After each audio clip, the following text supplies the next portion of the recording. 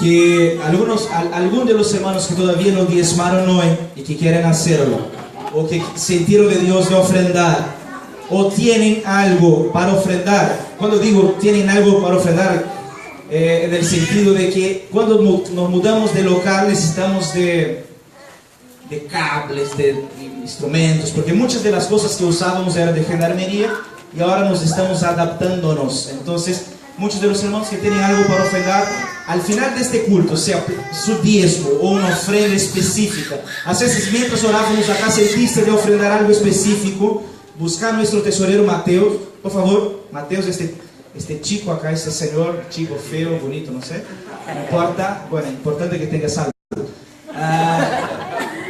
Buscarlo al final del culto y decirle, che, mientras orábamos, sentir de Dios esto, yo quiero ofrendar o quiero dar mi diezmo. O a veces alguien todavía no era diezmista y define hoy hacer parte de manera unánime, unida, que quiere hacer parte de este momento, de este desafío también, por lo cual el tesorero al final del culto te dará el sobre vacío y pase a diezmar en el nombre de Jesús.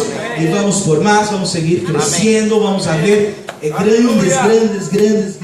grandes conversiones. Oh, Dios va a hacer. Amén o no? Aleluya.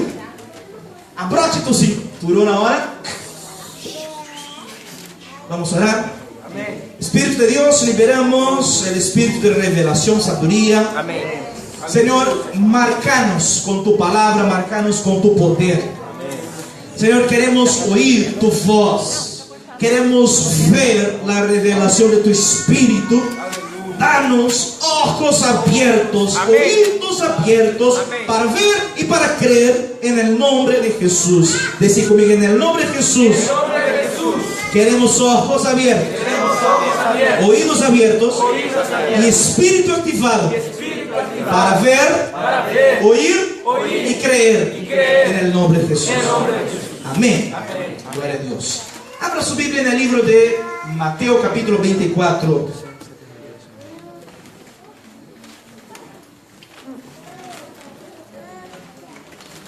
Mateo capítulo 24. Semana pasada tuvimos un culto hermoso y hablamos acerca del rapto de la iglesia, o el rapto de los vencedores. Estamos enseñando Apocalipsis desde el inicio del año y llegamos domingo pasado en un momento muy importante, porque hablamos acerca del rapto de los vencedores. Y hoy yo quiero seguir hablando, porque vamos a hablar, volví un poquito, Fito. Empezamos domingo pasado una nueva sesión en nuestro estudio, donde estamos hablando del rapto de la iglesia y señales del fin, ¿ok? El rapto de la iglesia y señales del fin. Domingo pasado hablamos acerca del rapto y hoy quiero empezar a hablar acerca de las señales del fin. Yo sé que muchos hermanos fueron marcados. Yo fui muchísimo marcado en el culto pasado, domingo pasado, porque hay una verdad que Dios ha liberado sobre su iglesia. La verdad es que Él vendrá para raptar a los vencedores. Él vendrá para raptar su iglesia.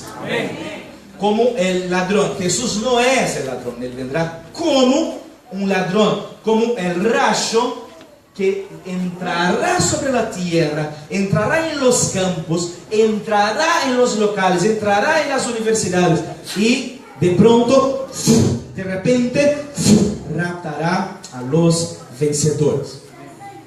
Jesús enseñó muchísimas cosas acerca del fin.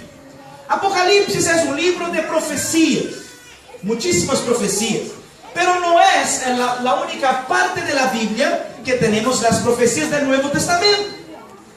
Las profecías del Nuevo Testamento están por todos los lados. Y Jesús habla acerca del fin.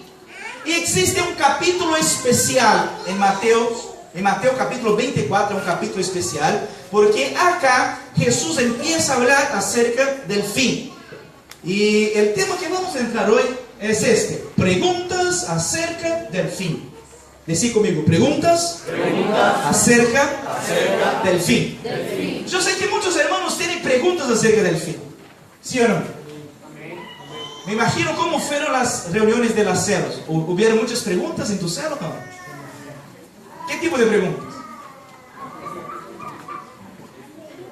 Yo creo que las dos preguntas más interesantes son: ¿cuándo será? ¿Sí o no? Todos quieren saber el tiempo, ¿cuándo va a ser? Y la segunda pregunta: ¿yo me voy o me quedo? Ok. Mira, los discípulos de Jesús también hicieron preguntas, 3 preguntas, acerca del fin. Y a veces las preguntas de los discípulos son las mismas preguntas tuyas. Y hoy quiero hablar acerca de estas preguntas. Son 3 preguntas y hoy vamos a entrar en la primera de ellas, ¿ok? Para poder comprender qué estaba pasando y qué Jesús respondió acerca del fin. Mateo capítulo 24, verso 1, el texto está en la pantalla. ¿Los hermanos consiguen leer acá? Amén. ¿Sí? ¿No? Ok, bueno, te recomiendo un anteojos. Milagro tal vez. Okay. Vamos a leer los que pueden. Jesús salió del templo. Decí conmigo, del templo. Del templo. Mientras caminaba, se le acercaron sus discípulos y le mostraron los edificios del templo. Pero él les dijo: ¿ven todo eso? Les aseguro que no quedará piedra sobre piedra. Decí conmigo, no quedará piedra sobre piedra. Todo será derribado. Wow. Verso 3. Más tarde, estaba Jesús sentado en el monte de los olivos, cuando llegaron los discípulos y le preguntaron en privado. Entonces salieron del culto, llegaron en la célula en un momento privado y llegaron en el compartir de la palabra y empezaron a preguntar. 3 cosas los discípulos preguntaron. Tal vez fueron las preguntas de tu célula. ¿Cuándo sucederá eso? ¿Cuál será la señal de tu venida y del fin del mundo? 3 preguntas. La primera pregunta es: ¿cuándo sucederá eso? ¿Cuáles señales de tu venida y cuáles señales del final del mundo? Wow, son 3 preguntas muy importantes y necesitamos saber las respuestas para cada una de estas preguntas. ¿Cuántos quieren saber las respuestas? Entonces vamos a ver qué es que Jesús respondió acerca de las preguntas de los discípulos. Antes, la primera cosa que es muy interesante saber es que Jesús acá en el capítulo 24, mira, necesitamos comprender el contexto del texto, ¿está bien? Ellos estaban en el templo y cuando estaban saliendo del templo, los discípulos miraron hacia el templo y le dijeron: maestro, mira, es lindo este templo, ¿no? Impresionante. Mira las piedras. Los hermanos que ya fueron a Machu Picchu, los hermanos que ya fueron a Cusco en Sacsayhuamán, por ejemplo, a veces los hermanos que ya fueron al Egipto, hay las pirámides. O sea, ¿quién nunca fue al Egipto? ¿Quién nunca fue? ¿Ah? Es fácil asimilar, hacer una comparación. Algunos de acá al menos conocen Machu Picchu y Sacsayhuamán. Los peruanos. Sí. Gloria a Dios. Mira, algunos ya fueron a Jerusalén tal vez. Los discípulos estaban encantados con el templo. Encantados. ¿Por qué se quedaban encantados?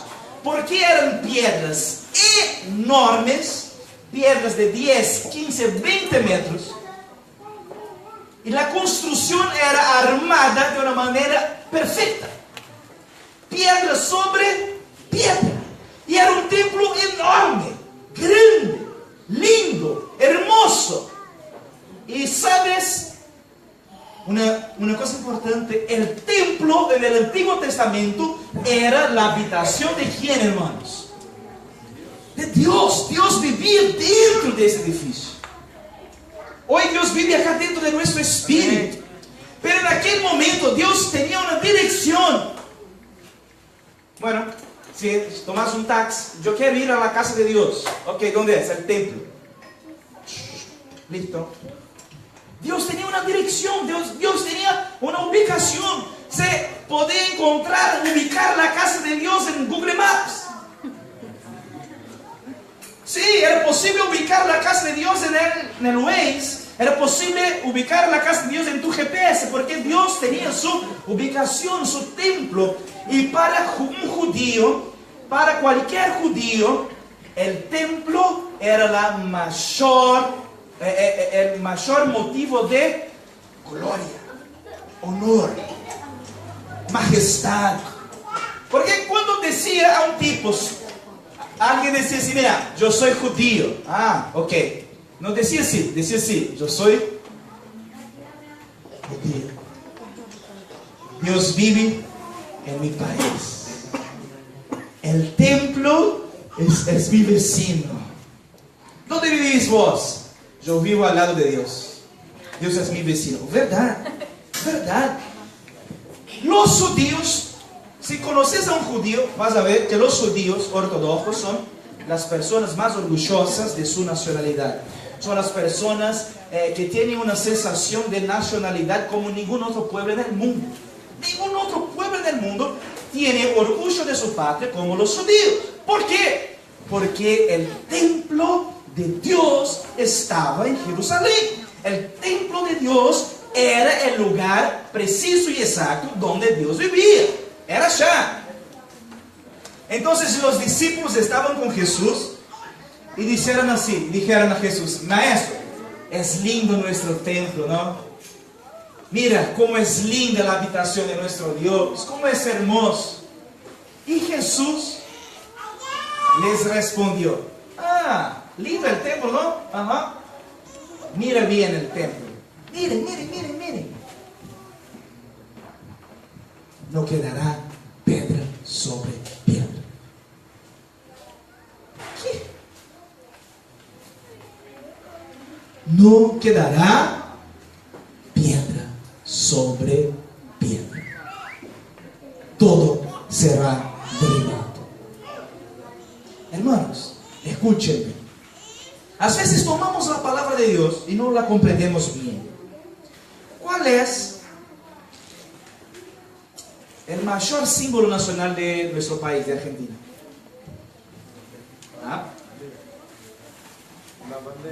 La bandera. No, un símbolo físico, un edificio. El obelisco. Ok, el obelisco.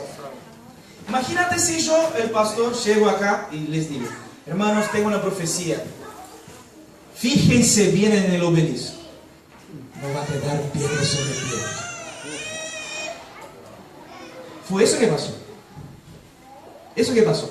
Ahora, si Jesús está diciendo que el templo va a ser destruido, la primera conclusión es, wow, algo va a pasar. Porque ¿cómo un templo va a ser destruido? El templo no es destruido de la nada. Algo va a pasar. Algo tiene que pasar. Ahora, ¿cómo se destruye un templo casi indestructible?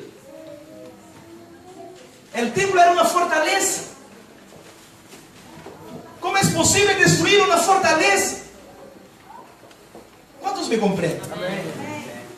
Los discípulos miraron hacia Jesús y yo creo que se quedaron con esta palabra por muchas horas. Porque después, ellos ya no estaban más en el templo, estaban en el monte de los olivos. Ellos preguntaron, Maestro, decime una cosa, ¿cuándo va a suceder eso? ¿Cuándo va a suceder eso? Porque el templo es el orgullo de nuestro país, es el orgullo de nuestra nación. Si el templo es destruido, es una señal que nuestra nación va a ser destruida. ¿Cuántos acá tienen algún vecino judío? Levanta su mano. ¿Cuántos tienen un vecino judío acá? A ver. Algunos. ¿Cuántos viven en una zona judía acá? ¿Ah? Viven en una zona de judíos acá. Ok. ¿Cuántos ven judíos todos los días en la calle? ¿Sabes por qué ves tantos judíos en la calle? ¿Sabes por qué hay tantos vecinos tuyos que son judíos? Porque Jesús profetizó. A veces vemos la palabra de Dios, a veces estudiamos las profecías y no conseguimos ver la práctica de las profecías, la aplicación práctica de las profecías en nuestras vidas. Pero esta es una de las profecías más increíbles de toda la Biblia, porque Jesús está profetizando: el templo va a ser destruido. En otras palabras, la nación de Israel, el orgullo nacional, va a ser destruido. Va a ser destruido. La nación va a acabar. La nación va a ser muerta. La nación va a ser esparcida por todo el mundo. Jesús estaba diciendo eso. Jesús estaba diciendo: miren estos edificios. ¿Sabe qué va a pasar acá con estas piedras? Van a ser todas destruidas. Y los judíos serán todos esparcidos. Y muchos van a ser enviados a Buenos Aires. Claro. ¿Sabe por qué hay tantos judíos cerca nuestro? Porque la profecía se cumplió. En aquel momento, para un judío escuchar esta profecía de Jesús y pensar en su cumplimiento era una locura, era un absurdo. Porque jamás el templo va a ser destruido. ¿Cómo ese templo va a ser destruido? No puede ser. Jesús, ¿sabe quién vive dentro de este templo? ¿Sabe quién habita dentro del templo? Dios. ¿Cómo? Vos, que sos el Hijo de Dios, está diciendo que la casa de tu papá va a ser destruida. ¿Cuántos me comprenden, hermanos? Amén. ¿Comprende la gravedad de la profecía? Amén. ¿Comprende la magnitud de la profecía? Jesús está haciendo una de las profecías más interesantes. Si tomamos el texto de Hechos capítulo 2, verso 46. Hechos 2, verso 46.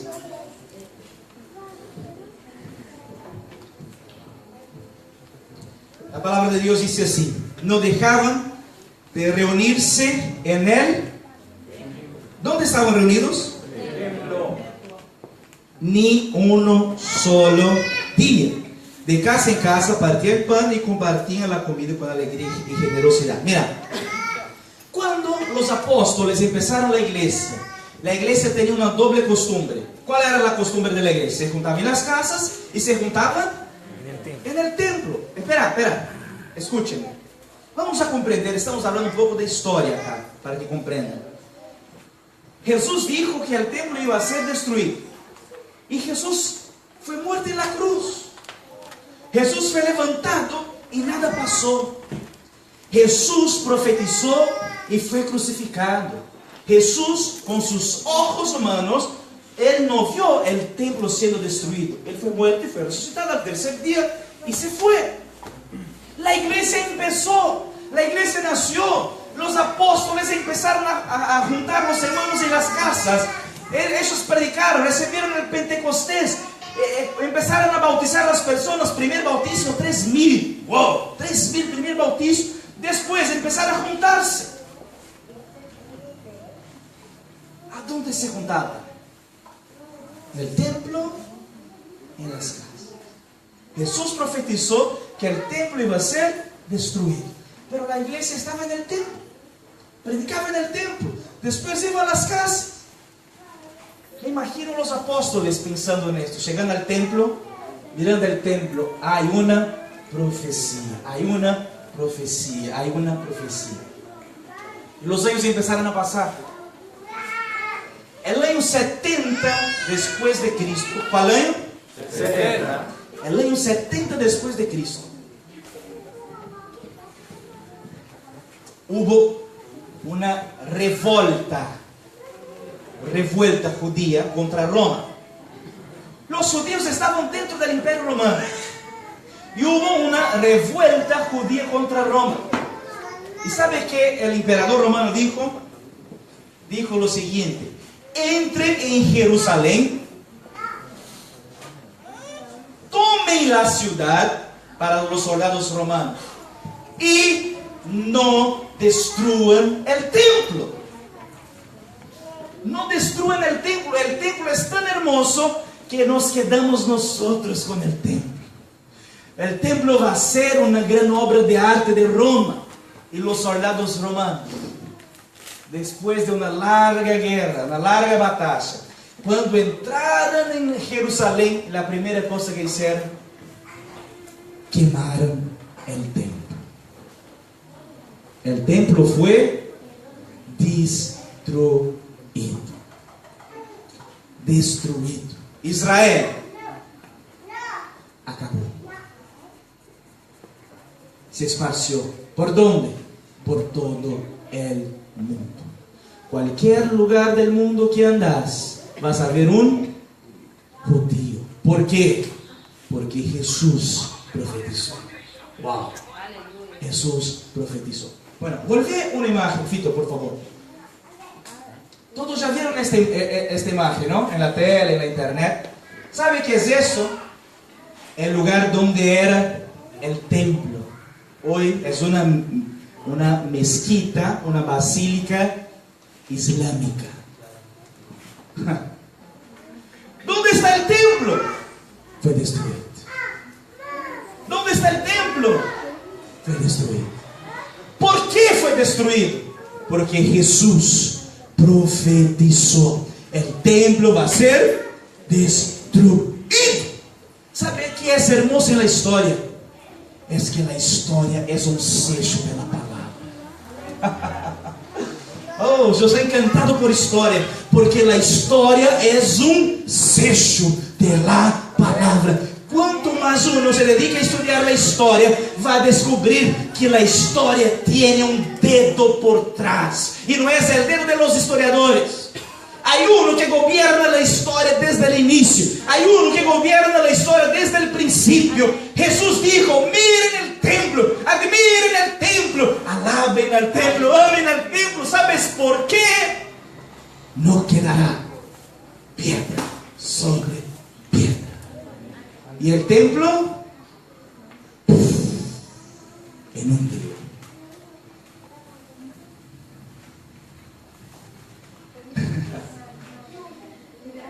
Wow, 3 preguntas acerca del tiempo del fin. ¿Cuándo sucederá esto? ¿Cuál será la señal de tu venida y del fin del mundo? Decí conmigo, vamos a repetir las 3 preguntas. Primera, ¿cuándo? ¿Cuándo sucederá esto? La comunicación no fue buena.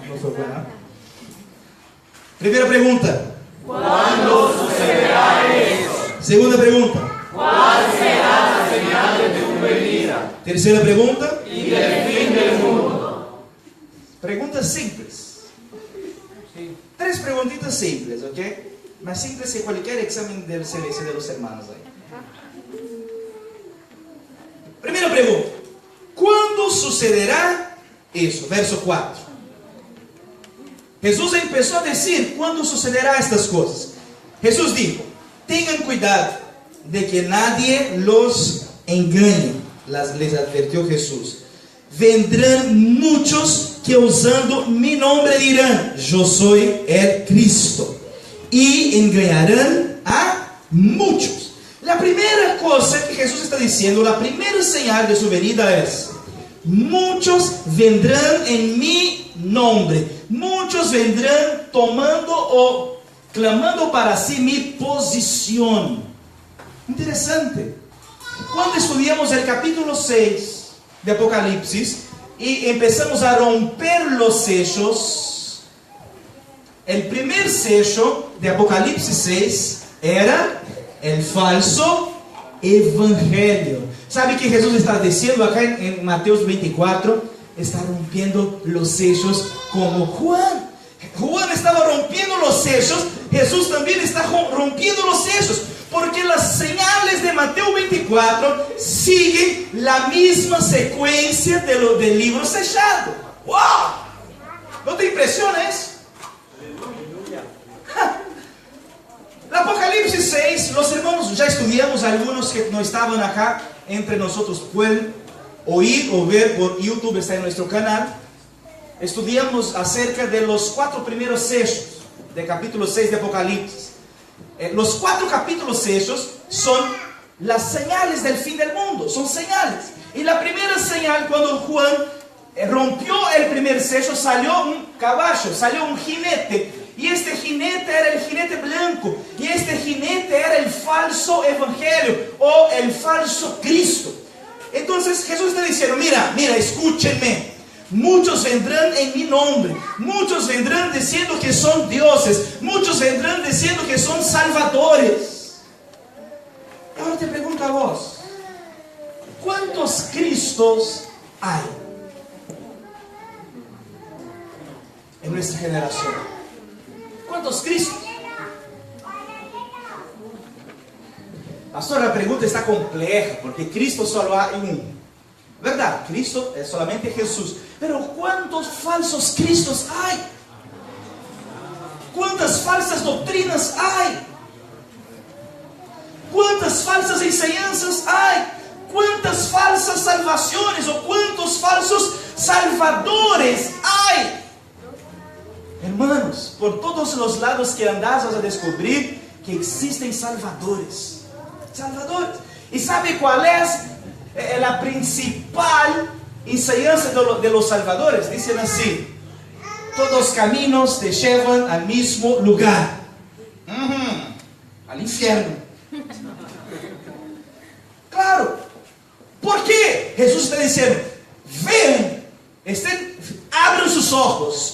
Cuando llegar y presentarse muchos falsos Cristos, falsos salvadores, falsos Mesías, esa es la primera señal de mi venida. Fíjense. Interesante. En los tiempos antiguos de la antigüedad, desde los indios, desde los pueblos antiguos, todos los pueblos sabían que existía algún tipo de Dios. Algunos pensaban que era Dios Sol, Dios Luna, Pachamama, la diosa Tierra. Todos pensaban que había un Dios. Hoy es interesante, porque nadie discute o nadie te confronta si decís que crees en un Dios. Porque todos creen en un Dios. El problema de las personas no es Dios. El problema es Cristo. Por ejemplo, si alguien te pregunta a ti, ¿crees en Dios? Sí, creo en Dios. Yo también creo en Dios. Ahora decirle, no, yo creo en Cristo. Cristo. Qué raro. ¿Crees en Cristo? No, yo creo en Dios. No importa en cuál Dios creas. Es importante que tengas algún Dios. Tengan cuidado de que nadie los engañe, les advirtió Jesús. Vendrán pocos. Hola, vendrán muchos. ¿Cuántos? Muchos. Usando mi nombre, o usando mi posición, o usando la posición del Salvador. Y van a decir, yo soy un Cristo, o yo soy el Salvador. No crees en otro, creen en mí. Jesús está diciendo, tengan cuidado. Esta va a ser una señal de que muchos, una señal de divinidad, muchos serán engañados. Hoy vivimos una generación donde esta señal es muy clara. Esta señal es muy clara, porque donde salimos en las casas, en las universidades, en nuestras familias, hay muchos Cristos, hay muchos dioses, hay muchos salvadores. Porque aquel que profetizó que el templo sería destruido, también profetizó que muchos serían engañados. Hola. ¿Qué tal? ¿Cómo están? ¿Todo bien? Amén. Hola, ¿qué tal?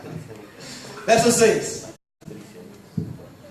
Ustedes oirán de guerras y rumores de guerras, pero procuren no alarmarse. Es necesario que eso suceda, pero no será todavía el fin.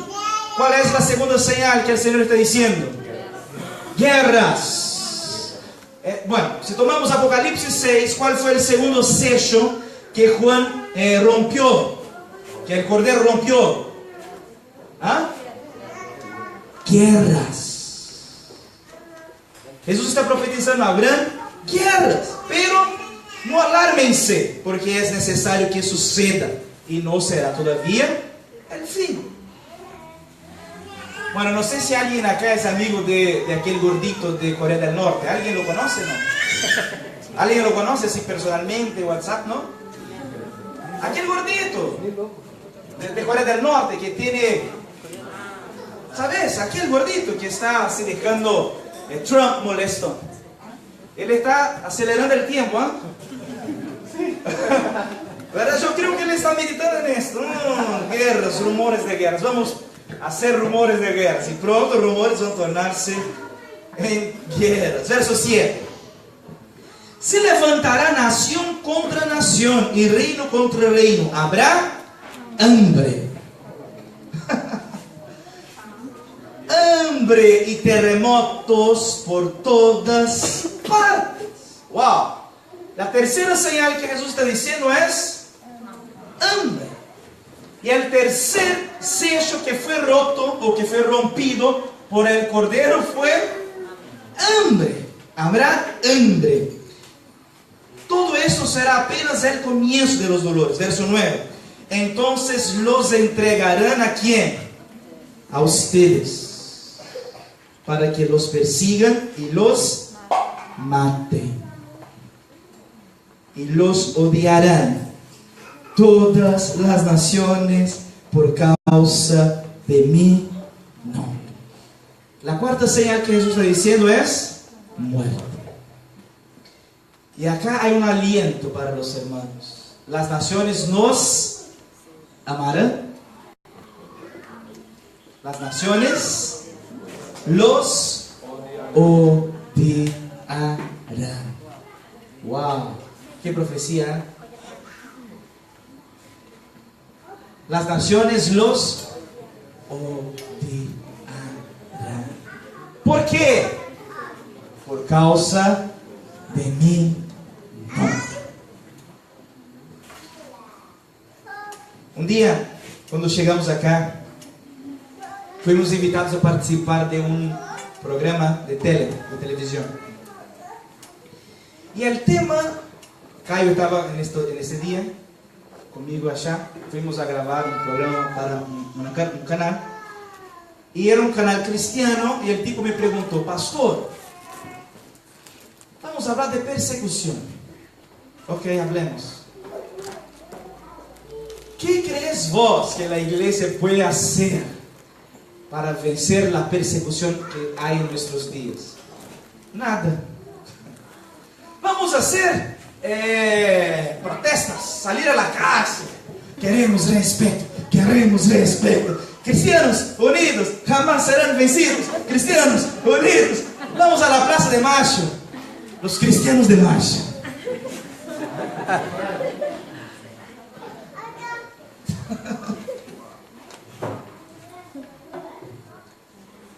Hermanos,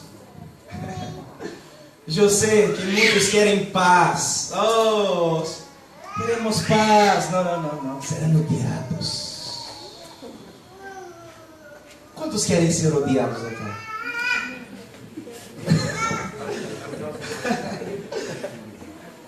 Pastor, vine hoy en búsqueda de paz.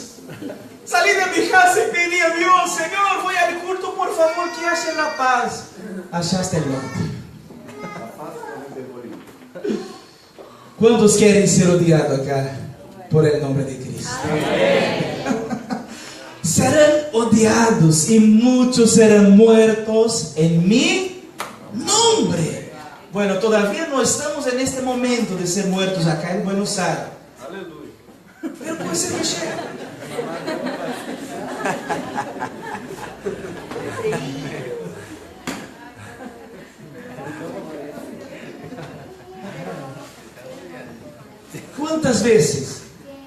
¿Cuántas veces ya escuché padres llamándome diciendo, ¿sos el pastor de mi hijo? Sí.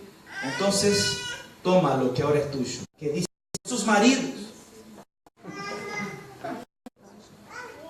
En la misma iglesia. Molestarse con el ruido de la alabanza. Y había muchas células en este mismo edificio. Semanas, alguien llegaba a este vecino y lo invitaba a ir a la célula. Y el problema es que cuando un hermano se cansaba, ¿quién te llamó? Del 13A. No, nosotros somos del 1D. Los que tienen oído. No, este hermano, esta persona, se mudó. Y él buscó en el mapa, verdad, se molestó tanto con los hermanos, lejano. Entonces, supongamos que este vecino estaba acá en allá, alquiló el departamento, firmó el contrato, entró. Bueno, somos tus vecinos de acá al lado y venimos a darte la bienvenida, trajimos acá unos regalos, una torta, si necesitas de algo. Y más, mira, tenemos una célula. Ajá, célula. Acá también. Sí, tenemos, y quería invitarte. Bueno, mira, necesito hablar con tu pastor. Perfecto, vamos a agendar con el pastor, domingo en el culto. Llegaron al culto. El tipo vino al culto y habló con el pastor. Llegó el pastor y dijo, che, me rindo. ¿Qué pasó? No hay cómo huir de esta iglesia. Decime qué tengo que hacer. ¿Por qué? No. Yo quiero todo, célula, microcélula, grande célula, no sé. Yo quiero, porque no hay manera de huir. Se fue para un lado, célula. Se fue para el otro, célula. Esta ciudad está célula. Y eso va a pasar acá. Está pasando. Va a pasar cada vez más.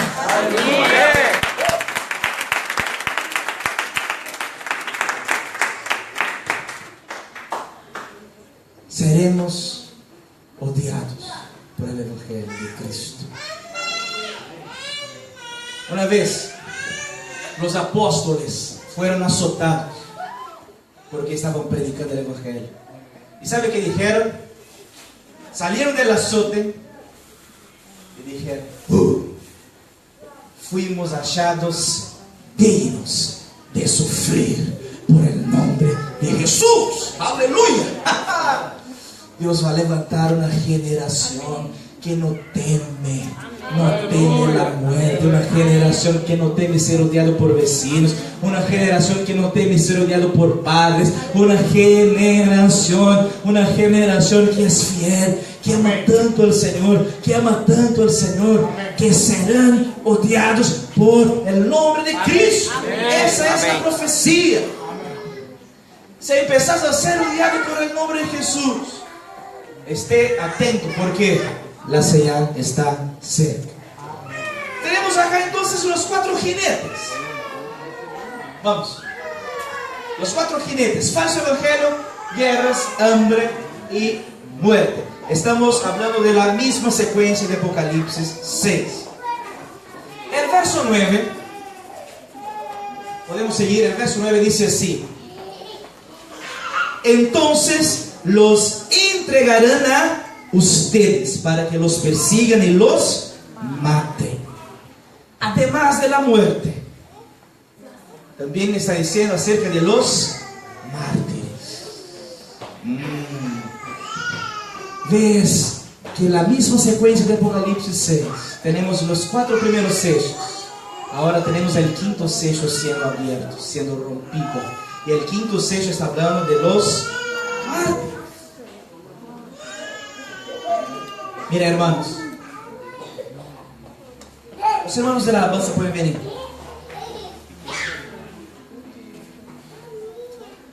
¿Sabes? Estas cinco señales son muy claras en nuestra generación. Decí conmigo: falso evangelio, guerras, hambre, muerte y mártires. Decía a tu hermana ahora: falso evangelio, guerras, hambre, muerte y mártires. Yo sé que a veces esperamos alguna señal física. La pregunta muchas veces los hermanos dicen: pastor, no hay una señal así tipo algo físico. No hay. ¿Sabe por qué no hay? Porque Jesús dijo que Él vendría como ladrón. ¿Cómo? Él jamás te iba a decir señales específicas. Mira al sol. Cuando el sol creciera 4 veces, llegó en el otro día 12 de la mañana. Todos se iban a quedar mirando hacia el sol. No. Las 5 señales de Jesús son claras. Habrá engaños, y hay. Habrá hambre. Guerras, cada vez más. Muertes. Habrá mártires. Todas las señales que Jesús dijo del fin, acerca del fin, ya están pasando en nuestra generación. Pastor, ¿cuál señal falta cumplirse? Ninguna. Todas las condiciones ya están prácticamente alineadas. Ahora, lo más importante de todo, una cosa que me marcó muchísimo mientras oraba por este culto, y por eso que estamos compartiendo con los hermanos, es que antes de Jesús profetizar las señales del fin, Él profetizó acerca de la destrucción del templo. Y el templo fue la primera señal. Jesús profetizó, y cerca más o menos 40 años después de su profecía, la profecía se cumplió. 40 años. Fue una profecía que se cumplió rápidamente. ¿Sabe por qué esta profecía se cumplió? Es para darnos seguridad. ¿Qué tipo de seguridad?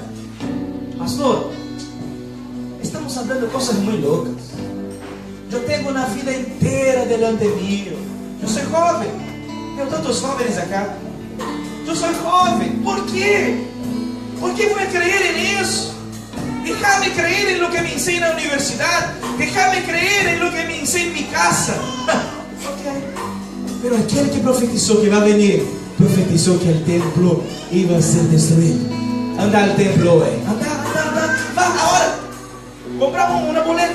Si no crees en mí, crees en la historia. No creo en la palabra, no creo en la Biblia, creo en la historia.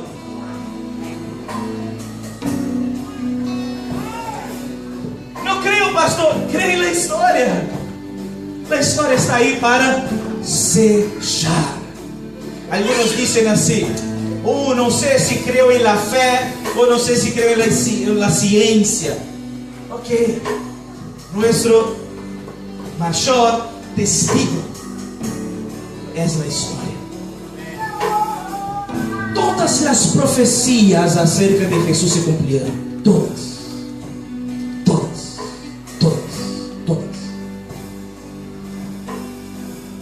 Ninguna profecía se quedó sin ser cumplida. Y ahora Jesús empezó a profetizar. Él se tornó el cumplimiento de todas las profecías. Ahora Jesús está profetizando.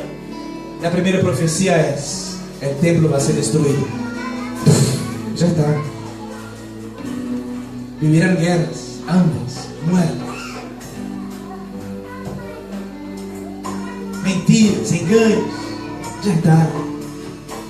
Vendrán personas que morirán por mi nombre. Ya está. ¿Y ahora qué falta? Yo vendré como el ladrón para buscar y raptar los vencedores. Dos estarán en el campo, un será llevado y otro será dejado. Dos estarán en el molino, un será llevado y otro será dejado. Dos estarán en la universidad, un será llevado y otro será dejado. Dos estarán en la célula, dos estarán en la cocina, dos estarán en el campo, dos estarán en la casa, dos estarán en el negocio, dos estarán vacacionando, dos estarán en el boliche.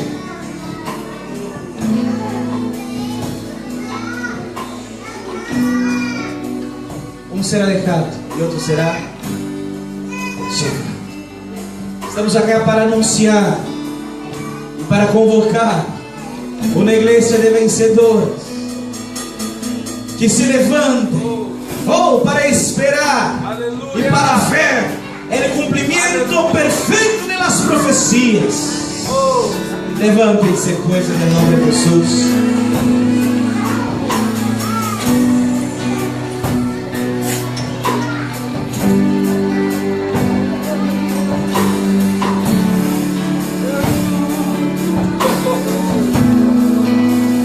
Chame por Ele nesta noite. Chame por Ele.